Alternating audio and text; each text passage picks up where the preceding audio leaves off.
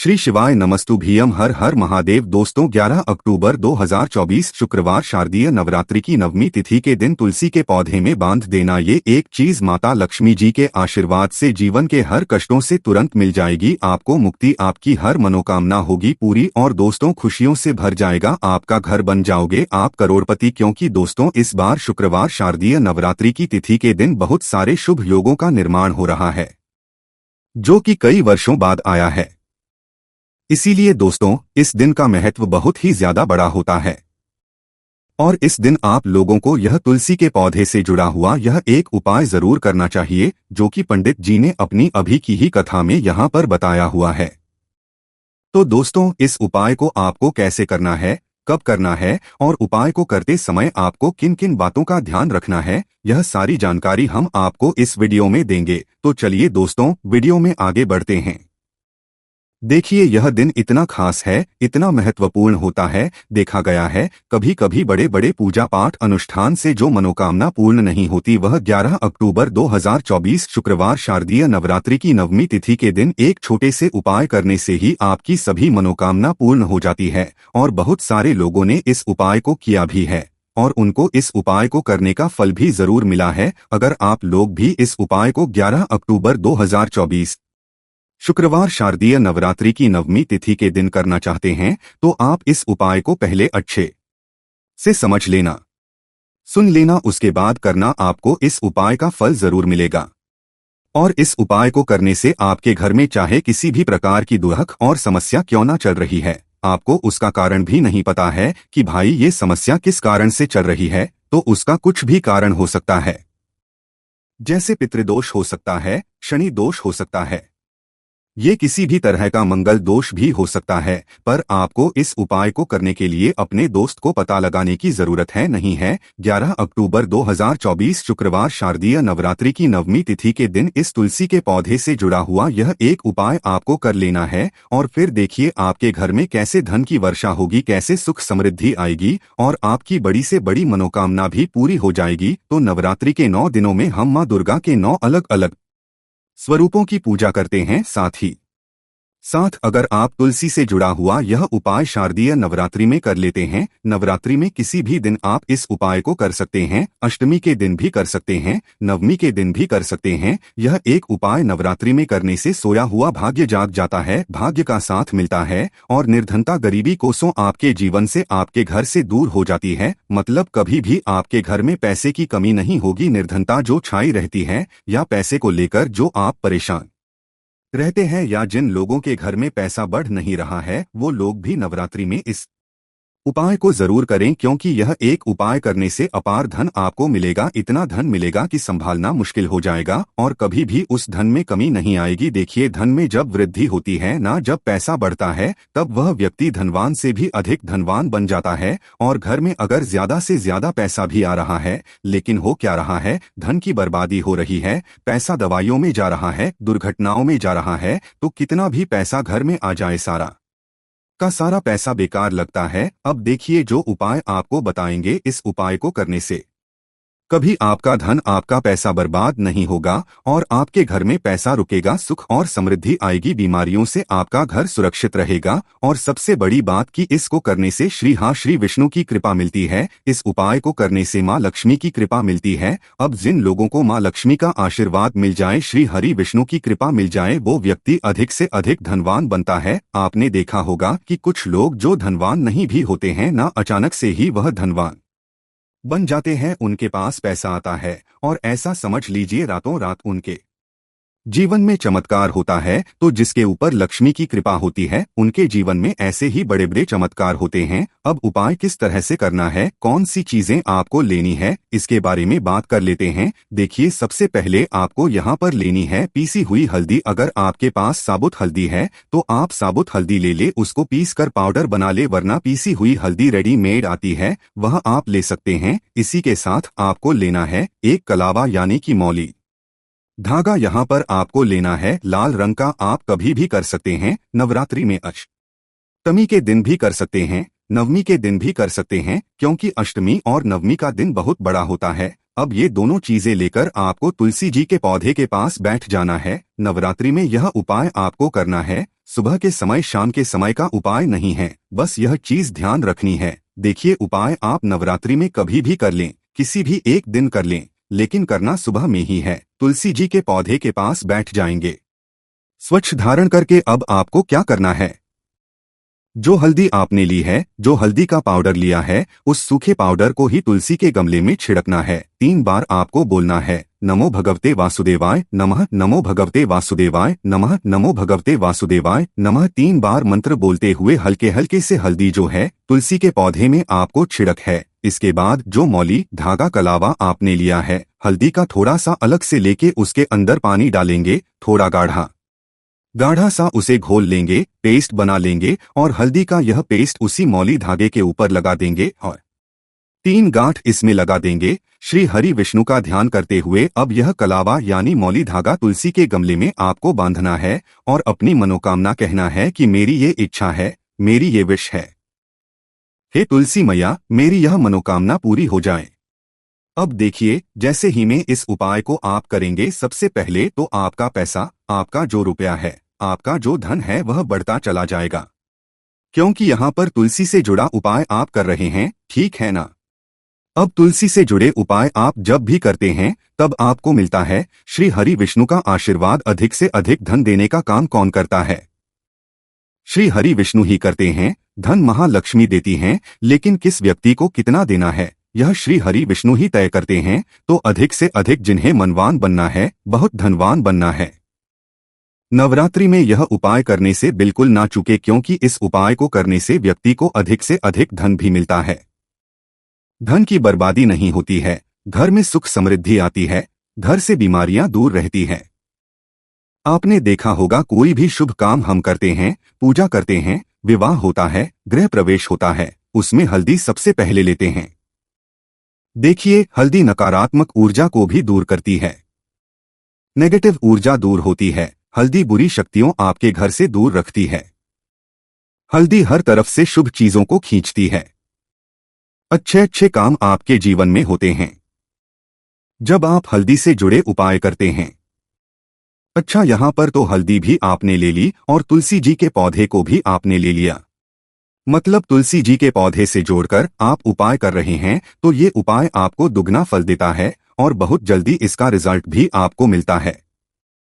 तो नवरात्रि में किसी भी दिन इस उपाय को करें और फिर देखें रातों रात आपका भाग्य कैसे चमक जाता है, कैसे आपकी किस्मत साथ आपको मिलता है। और ऐसा समझ लीजिए कि धन इतनी तेजी से घर में आता है कि आप खुद भी नहीं समझ पाते हैं। बड़ी से बड़ी मनोकामना जो भी जीवन में चाहिए वो आप मैया से कह देना और नवरात्रि में इस उपाय को कर लेना।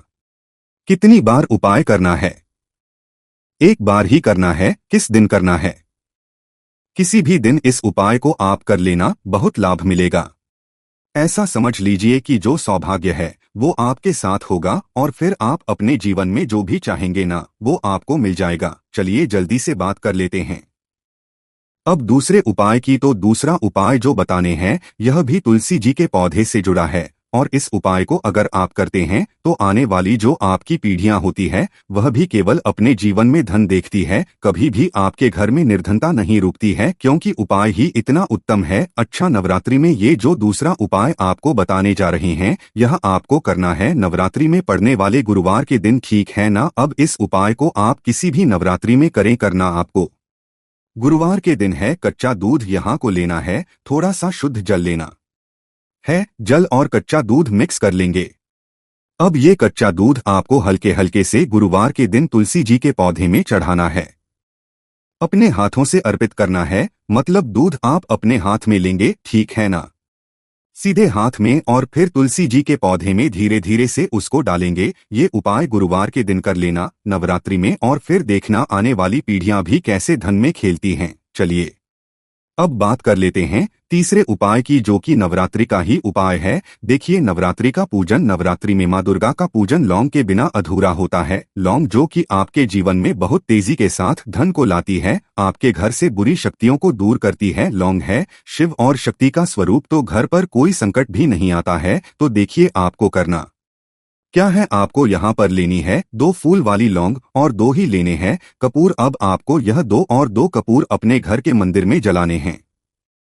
माँ दुर्गा के सामने इससे माँ दुर्गा की आरती करनी है और माँ दुर्गा से कहना है कि कभी भी मेरे घर में कोई संकट ना आए, कोई दुख ना आए, मेरे पैसे को नजर ना लगे, मेरे घर को नजर ना लगे। हे दुर्गे माँ मेरी रक्षा करना, मेरे परिवार की रक्षा करना और अपनी कृपा मुझ पर बनाए रखना। इस तरह से आपको अपने हिसाब से जो भी माँ से कहना है आप कह दीजिए। और नवरात्रि में यह एक उपाय करना बिल्कुल मत भूलिए, क्योंकि आपके घर मंदिर है, ये ऊर्जा का केंद्र है। आपके पूरे घर में ऊर्जा कहाँ से जाती है? घर के मंदिर से ही जाती है। अच्छा, यहाँ पर जब आप लौंग और कपूर जलाते हैं, वो भी नवरात्रि में जलाते हैं, तो आपको आपकी पूजा का बहुत अधिक फल मिलता है, कई गुना मिलता है। और माँ दुर्गा तो प्रसन्न होती ही है, क्योंकि माँ दुर्गा को लौंग बहुत प्रिय है। साथ ही साथ नजर दोष से भी आप बचे रहते हैं। आपके घर में कोई नेगेटिव ऊर्जा, नकारात्मक शक्ति नहीं आती, कोई बुरी शक्तियां प्रवेश नहीं कर पाती है। तो नवरात्रि में उपाय करना बिल्कुल ना भूले। जितना ज्यादा उपाय आप करेंगे, लाभ उतना अधिक मिलेगा। सच्ची श्रद्धा से किए गए उपाय जरूर सफल होते हैं और जीवन में वो भी मिल जाता है जो आपने सोच रखा है ना कि मिलने वाला नहीं है। सब कुछ आपको मिलेगा, बस विश्वास करके उपाय करिए, फिर अपने जीवन में चमत्कार देखिए। तो बात करें अगले महत्वपूर्ण और प्रभावशाली उपाय के बारे में, तो दोस्तों, नवरात्रि हमारे हिंदू धर्म के प्रमुख और पवित्र त्योहारों में से एक है। सनातनी के अनुसार शारदीय नवरात्रि का अत्यधिक धार्मिक और आध्यात्मिक महत्व होता है। इन 9 दिनों में माता रानी के 9 स्वरूपों शैलपुत्री, ब्रह्मचारिणी, चंद्रघंटा, माँ कुष्मांडा, स्कंदमाता, कात्यायनी, कालरात्रि, महागौरी और सिद्धिदात्री की पूजा पूरी श्रद्धा और भक्ति के साथ की जाती है। भक्तों, हमारे शास्त्रों में ये मान्यता है कि नवरात्रि के दौरान माता दुर्गा की शक्तियां पूर्ण रूप से जागृत हो जाती हैं। इसलिए जो भी भक्त सच्चे मन और विधि विधान से मां दुर्गा की पूजा करता है, उसकी सभी मनोकामनाएं पूर्ण होती हैं। अगर आप भी सच्चे दिल से प्रार्थना कर रहे हैं तो कमेंट बॉक्स में जय माता दी अवश्य लिखें। माता रानी आपके सभी दुखों को दूर करेंगी और आपकी झोली को खुशियों से भर देंगी। नवरात्रि का महापर्व 9 देवियों या 9 कन्याओं को समर्पित होता है। कन्या पूजन करने से जीवन के सभी दुख, दर्द और कष्ट दूर हो जाते हैं। यह पूजा ग्रह क्लेश को भी समाप्त करती है। यहाँ तक कि पितृ दोष, राहु दोष, मंगल दोष और काल सर्प दोष जैसी कठिन समस्याएं भी कन्या पूजन से समाप्त हो जाती है और घर में सुख समृद्धि का आगमन होता है। अकाल मृत्यु से भी रक्षा होती है। दोस्तों, आपको यह भी जानना चाहिए कि इस बार माता रानी पालकी की सवारी पर पृथ्वी लोक में आई है। ये संकेत है कि भक्तों के कष्ट समाप्त होंगे। जब जब माता पालकी पर आती हैं, धरती पर फूल खिलते हैं, वर्षा होती है और जीवन में हरियाली का संचार होता है। किसान के घर मां जगदम्बा का आगमन होता है। इस बार का नवरात्रि अत्यधिक शुभ और मंगलकारी माना जा रहा है। शारदीय नवरात्रि इस वर्ष 3 अक्टूबर गुरुवार से शुरू होकर 11 अक्टूबर बुधवार को समाप्त होगी। 12 अक्टूबर गुरुवार को दुर्गा विसर्जन किया जाएगा। जो लोग माता रानी की मूर्ति स्थापना करते हैं, वे इस दिन विसर्जन करेंगे। इस बार महाअष्टमी 10 अक्टूबर मंगलवार को और नवमी 11 अक्टूबर बुधवार को है। अष्टमी नवमी को कन्या पूजन का विधान है, इसलिए इन तिथियों पर कन्याओं को भोजन अवश्य कराएं। शास्त्रों में 9 दिनों के नवरात्रि को अत्यधिक शुभ और मंगलकारी माना जाता है और वही 8 दिनों के नवरात्रि को अच्छा नहीं माना जाता है। ऐसे में 10 दिनों के नवरात्रि बहुत ही शुभ मानी गई है। भक्तों, शास्त्रों के अनुसार नवरात्रि के दिनों में माता रानी का पूजन करने से, कन्या पूजन करने से मां अभय व प्रदान करती है। कुंडली में जो कष्ट होते हैं उन्हें ठीक कर देती है। श्रीधर की तरह ही सच्चे हृदय वाले व्यक्ति के सभी कष्टों का निवारण मां शीघ्र ही करती है। मां की उपासना से विनम्रता का विकास होता है। सभी कष्ट, दरिद्रता, दुख, कष्ट नष्ट हो जाते हैं। नवरात्रि में माता रानी का व्रत और पूजन किया जाता है, लेकिन नवरात्रि के दौरान सबसे ज्यादा महत्व होता है कन्या पूजन का। दोस्तों, रानी जो होती है वह फूल की पंखुड़ियों की तरह नाजुक होती है। कन्या पूजन सर्वोपरि है, श्रेष्ठ है। कन्या के रूप में स्वयं जगदम्बा देवी, माता वैष्णव, 9 देवियां अर्थात समस्त ब्रह्मांड इनके शरीर के कण कण में वास करते हैं। बहुत कम लोग जानते हैं कि 33 कोटि देवी देवताओं का वास होता है कन्याओं के मस्तक पर। कन्या चाहे छोटी हो या बड़ी हो, वह सदैव पूजनीय है और मां के समान मानी जाती है। भक्तों, माना जाता है कि व्रत और उपासना से माता रानी इतनी प्रसन्न नहीं होती जितनी कि कन्या पूजन से होती है। नवरात्रि में छोटी छोटी कन्याओं को माता रानी का स्वरूप माना जाता है। कन्याओं को भोग लगाया जाता है, उन्हें प्रसन्न किया जाता है और बदले में आशीर्वाद मांगा जाता है। कन्याओं को खुश करने के लिए गिफ्ट आदि उपहार दिए जाते हैं। माना जाता है कि अगर कन्याओं को कोई भेंट दी जाए और वह उसे खुशी खुशी स्वीकार कर ले तो इसका मतलब है कि माता रानी अर्थात माता वैष्णव ने वह भेंट स्वीकार कर ली। जिन कन्याएं प्रसन्न होती हैं तो समझो उन्हें माता रानी का आशीर्वाद मिल गया और माता रानी की कृपा से उन्हें मनचाहा वरदान प्राप्त होता है। कन्या पूजन कोई मामूली पूजन नहीं होता। समस्त ब्रह्मांड में जो पूजा होती है उनसे बढ़कर कन्या पूजन को माना जाता है। 10 बार गंगा स्नान करने से और 100 बार यज्ञ करने से तथा 1000 बार यात्रा करने से जो पुण्य मिलता है वह मात्र एक बार कन्या पूजन करने से करोड़ों गुना भक्त को मिल जाता है, प्राप्त हो जाता है। दोस्तों, इसीलिए कहा जाता है कि कन्याओं को सताना नहीं चाहिए, इससे समस्त ब्रह्मांड हिल जाता है। कन्याओं की जितनी सेवा की जाए वह कम ही होती है। कन्याएं कोई मामूली नहीं होती। कन्या के रूप में स्वयं उनके मस्तक पर विराजमान होकर स्वयं देवी चलकर आपके घर तक आती हैं। नवरात्रि में 2 साल से लेकर 10 साल तक की कन्या का पूजन होना चाहिए। अष्ट अथवा नवमी को कन्याओं के पैर धोकर भोजन कराना और उपहार आदि देना श्रेष्ठ और दुर्लभ माना जाता है। ऐसा मौका कभी हाथों से नहीं जाने देना चाहिए। इस दिन जितना ज्यादा हो सके कन्याओं को हाथ पकड़कर पैर पकड़कर अपने घर तक लेकर आएं। भक्तों, वीडियो में आगे बढ़ने से पहले आप अपनी राशि भी कमेंट बॉक्स में जरूर डाल दीजिएगा। यदि हमारे पास कोई उपाय होगा तो वह हम आपके कमेंट का रिप्लाई में बता देंगे। कोई भी राशि अनुसार अगर उपाय करता है तो माता वैष्णव बड़ी प्रसन्न होती है और ऐश्वर्य धन प्रदान करती है, मालामाल बना देती है। इसीलिए राशि कमेंट में जरूर छोड़े और हाँ, माता को एक लाइक जरूर करें। लाइक करने में कंजूसी ना करें। दोस्तों, कैसे करें कन्याओं का स्वागत? जब कन्या आपके घर आए तब सभी के पैरों को दूध और पानी से धोना चाहिए। खासकर मर्दों को कन्याओं के पैर अवश्य धोने चाहिए। इस माया वैष्णो प्रसन्न होती है। दोस्तों, फिर उसके बाद कन्याओं को किसी साफ जगह पर जमीन पर कपड़ा बिछाकर बैठाना चाहिए। उनके माथे पर अक्षत, फूल और कुमकुम लगाना चाहिए। फिर उसके बाद भोजन ग्रहण करवाना चाहिए। लेकिन हमेशा याद रहे कि कन्याओं को थाली में 3 पूरियां कभी ना रखे। इसे शुभ नहीं माना जाता है, अशुभ माना जाता है। 3 पूरियां तथा 3 रोटियां मरने वाले व्यक्ति के लिए निकाली जाती है और जेल में कैदियों के लिए दी जाती है। ऐसे में को उनकी थाली में 3 पूरियां कभी ना दें। 1-2 करके पूरियां दे सकते हैं। इससे 3 की संख्या बढ़ जाती है और दोष भी नहीं लगता। दोस्तों, कन्याओं को खाना खिलाने के बाद अंतिम में कन्याओं के सिर पर लाल चुनरी उड़ानी चाहिए। भोजन में आपको खीर, पूरी, हलवा, चना तथा आलू की सब्जी, छोले वगैरह की सब्जी खिलानी चाहिए।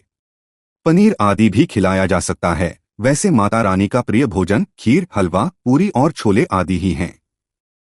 लेकिन भूल से भी लहसुन और प्याज का इस्तेमाल कभी ना करें, अन्यथा अनर्थ हो जाएगा।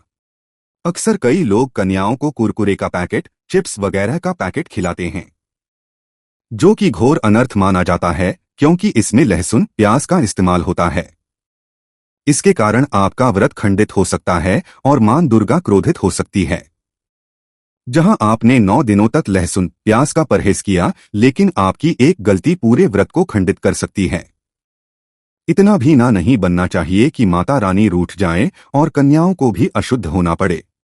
कन्याओं को डब्बा बंद कोई भी ऐसी चीज ना खिलाएं जिसमें लहसुन, प्याज होता है। कई चीजें ऐसी होती है मार्केट में जिनके अंदर लहसुन, प्याज का इस्तेमाल होता है। ऐसा आप कभी मत करना। दोस्तों, कई लोग कन्या पूजन में खाना घर पर नहीं बनाते और मार्केट से रेडीमेड लाकर ही खिलाते हैं तथा दही जलेबी खिलाते हैं, जो कि शुभ नहीं माना जाता है। दोस्तों, ऐसा खाना खिलाते हैं जिनके घर में मान लीजिए कोई दुर्घटना आदि हो गई हो या घर में कोई बीमार हो या कोई मुसीबत हो, तब वह ऐसा करते हैं। लेकिन अगर आप स्वस्थ हैं, आपको कोई पीड़ा नहीं है, तो ऐसा भूल कर भी नहीं करना चाहिए। माता रानी दही जलेबी नहीं, आपके हाथों का बना भोजन खाना चाहती हैं, आपका प्यार चाहती हैं। फिर चाहे आप घर में एक ही पूरी क्यों ना बनाएं, माता के लिए आप स्वयं ही अपने हाथों से माता रानी को भोजन कराएं।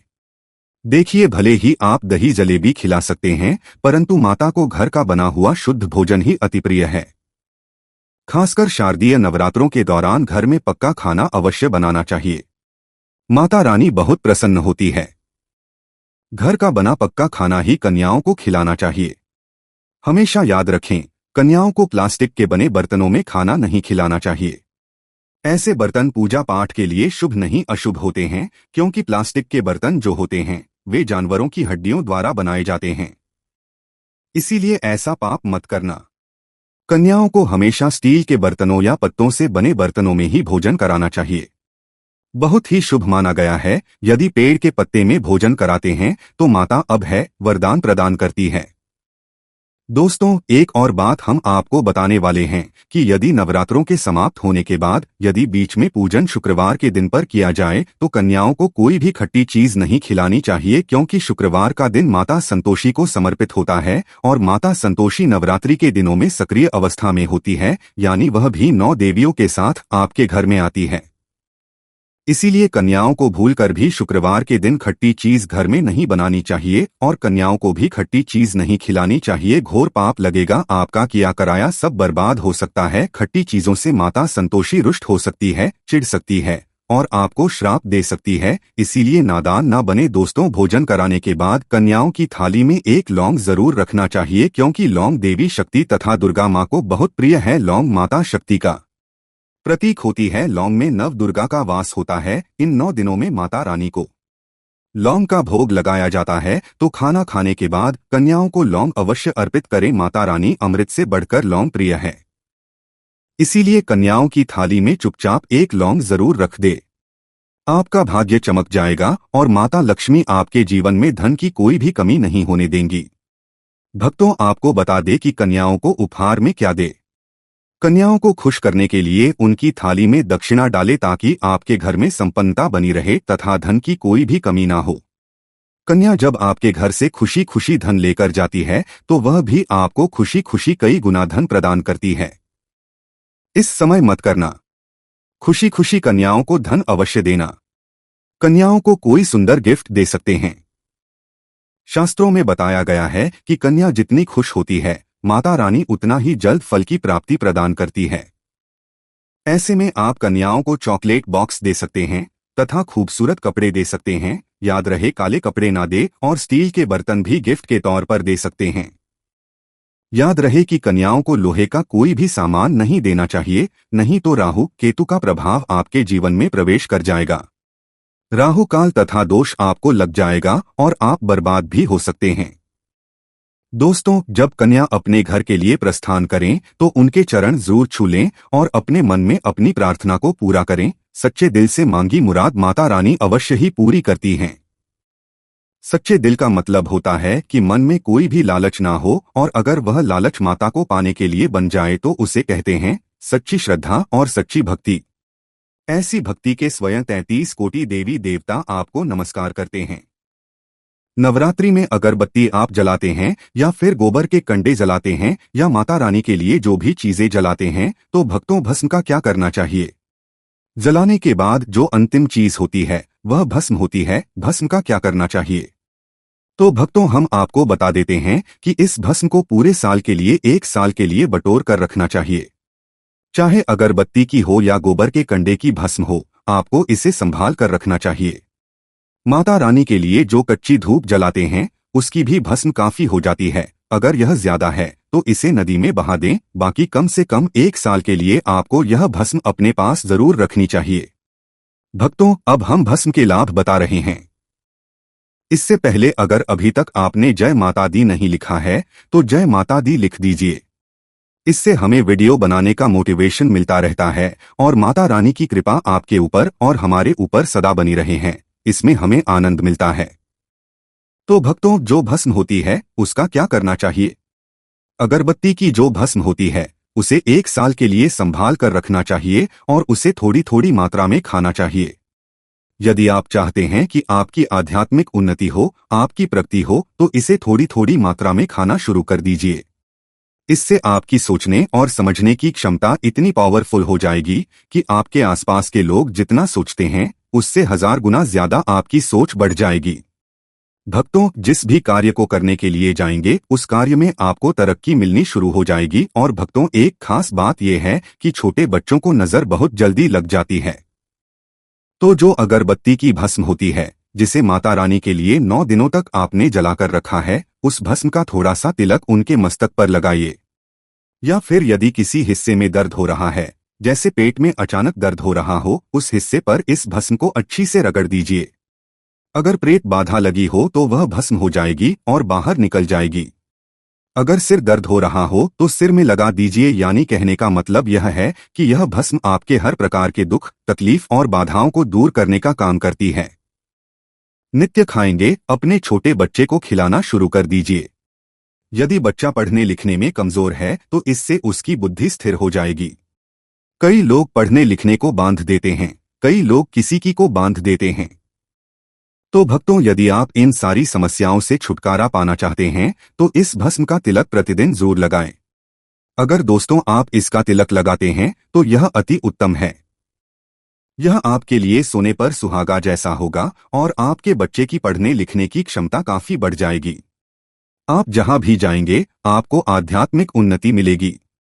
इस भस्म का जब तक तिलक आपके सिर पर लगा रहेगा तब तक कोई भी बाल बांका नहीं कर पाएगा। और भक्तों, यदि कोई व्यक्ति आप पर तंत्र विकार करता है या करने का प्रयास भी करेगा तब भी वह प्रभाव नहीं डाल पाएगा। हमारे चैनल शास्त्र का ज्ञान का मकसद है जनहित एवं जन कल्याण करना। आइए जानते हैं कि ज्योत की बात का क्या करना चाहिए। आप में से अधिकतर भक्त या तो इसे नदी में बहा देते हैं और अधिकतर लोग इसे धन स्थान पर रखते हैं, जिससे फायदा नहीं मिलता। दोस्तों, ज्योत की बात हमेशा जागृत अवस्था में रहती है। ध्यान से सुनिए। ज्योत की बात को हमेशा आपको अपनी बाजू पर पहनना चाहिए, बाजूबंद की तरह। यदि लड़की है तो उसे अपनी भुजा में पहनना चाहिए। क्यों पहनना चाहिए? क्योंकि यह कोई साधारण वस्तु नहीं है, ये साक्षात मां दुर्गा का आशीर्वाद होता है। ये साक्षात मां दुर्गा की कृपा और प्रसाद होता है। 9 दिन तक अखंड जलने के कारण यह चैतन्य हो जाता है, इसमें प्राण आ जाते हैं, इसमें शक्ति आ जाती है। इसीलिए इसे पहनने के बाद कई प्रकार के फायदे मिलते हैं। अगर आप इस प्रकार के फायदे लेना चाहते हैं तो यह ज्योत की बात अवश्य धारण करें।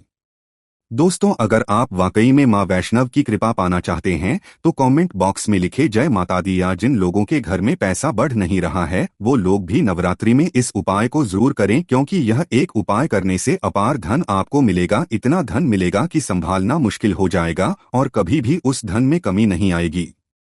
देखिए, धन जब वृद्धि होती है ना, जब पैसा बढ़ता है, तब व्यक्ति धनवान से भी अधिक धनवान बन जाता है। और घर में अगर ज्यादा से ज्यादा पैसा भी आ रहा है लेकिन हो क्या रहा है, धन की बर्बादी हो रही है, पैसा दवाइयों में जा रहा है, दुर्घटनाओं में जा रहा है, तो कितना भी पैसा घर में आ जाए सारा का सारा पैसा बेकार लगता है।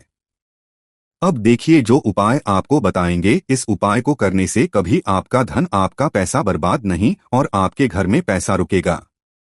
सुख और समृद्धि आएगी, बीमारियों से आपका घर सुरक्षित रहेगा। और सबसे बड़ी बात कि इस उपाय को करने से श्री विष्णु की कृपा मिलती है। इस उपाय को करने से मां लक्ष्मी की कृपा मिलती है। अब जिन लोगों को मां लक्ष्मी का आशीर्वाद मिल जाए, श्री हरि विष्णु की कृपा मिल जाए, वो व्यक्ति अधिक से अधिक धनवान बनता है। आपने देखा होगा कि कुछ लोग जो धनवान नहीं भी होते हैं ना, अचानक से वह धनवान बन जाते हैं, उनके पास पैसा आता है और ऐसा समझ लीजिए रातों रात उनके जीवन में चमत्कार होता है। तो जिसके ऊपर मां लक्ष्मी की कृपा होती है उनके जीवन में ऐसे ही बड़े बड़े चमत्कार होते हैं। अब उपाय किस तरह से करना है, कौन सी चीजें आपको लेनी है, इसके बारे में बात कर लेते हैं। देखिए, सबसे पहले आपको यहाँ पर लेनी है पीसी हुई हल्दी।